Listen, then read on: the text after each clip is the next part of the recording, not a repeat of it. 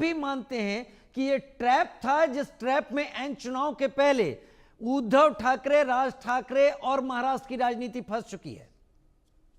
राजीव जी, आपको बहुत बहुत नमस्कार। प्रणाम। और हमारे मित्र महेश जी जब बात कर रहे थे, बहुत ही शांति से आप सुन रहे थे। मुझे ऐसा लगता है कि मुझे भी आप 2 मिनट का समय दोगे। देखिए, पहली बात यह है कि जो महाराष्ट्र में विरोध चल रहा है वो 3 लैंग्वेज पॉलिसी पे कर रहा है। वो, मैं खुद महाराष्ट्रन हूँ। महाराष्ट्र के लोग ना हिंदी भाषी के विरोध है, ना यूपी बिहार से जो लगाते हैं उनका विरोध है। क्योंकि एक जानकारी आपको दे दूं, 2014 से जब से नरेंद्र मोदी जी इस देश के प्रधानमंत्री बने, इन्होंने लोगों के बीच में नफरत फैलाने का काम किया।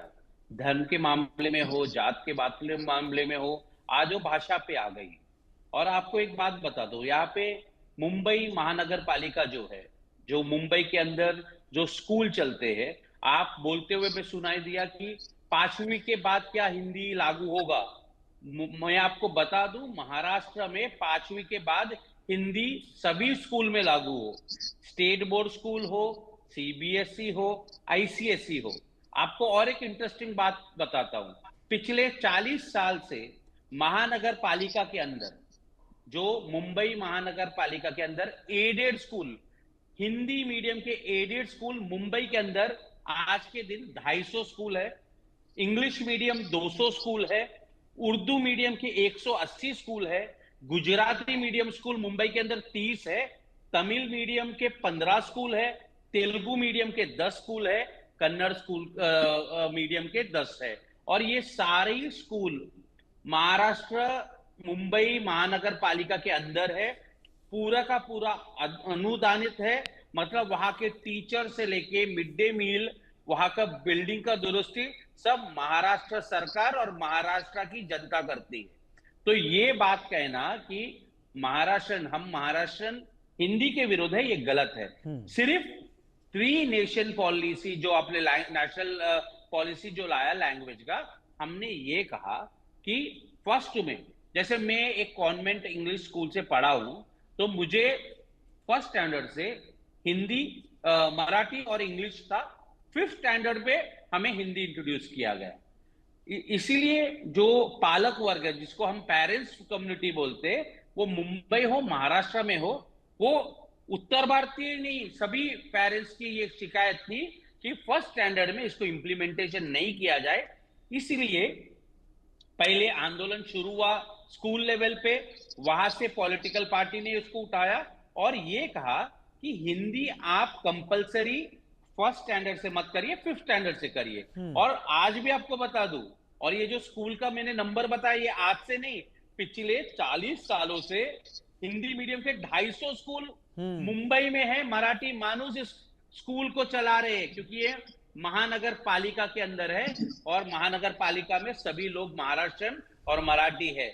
तो ये कहना कि हिंदी का विरोध है, हिंदी का विरोध नहीं। ठीक है, मैंने आपके कहने के मुताबिक आपको करीब 3 मिनट का समय दिया और आपने एक चीज अच्छी रही कि आप आंकड़ों के साथ सामने थे, आपके आंकड़े पुख्ता थे जो आपने सामने रखे और उससे आपने स्पष्ट किया। सवाल में एक और है, लेकिन वो आगे आके पूछूंगा। आलोक मेहता सर मेरे साथ इस वक्त जुड़े हुए हैं। आलोक मेहता सर, भाषाई पहचान और मराठी संस्कृति पर कितना जोर आपको दिखाई पड़ता है पिछले कुछ दिनों में जो आंदोलन हो रहे हैं, और राजनीतिक लाभ लेने पर कितना दिखता है? देखिए राजीव जी, अभी आपने जो कुछ दिन पहले देखा और अभी भी आपने दिखाया, उद्धव ठाकरे जी और राज ठाकरे जी और साथ में सुप्रिया सुले जी साथ में खड़े होकर के ही ये अनाउंसमेंट हुआ, मराठी को लेकर के सब मिलकर के कैसे लड़ेंगे। और मराठी को नहीं, लेकिन उन लोगों को जो उपद्रवी, मैं उसके लिए उन्हें गुंडा शब्द इस्तेमाल में नहीं करूंगा। मेरा ऐसा मानना है कि हमारा जो एक अपना धर्म है नैतिकता का, आप उन्हें ये कह सकते हैं कि आरोप है कि वो अपराधियों की तरह काम कर रहे हैं। वो पार्टी के हार्ड वर्कर हैं, राज ठाकरे उसके जिम्मेदार हैं। यदि ये कहना उद्धव ठाकरे जिम्मेदार नहीं है, ऐसा नहीं है।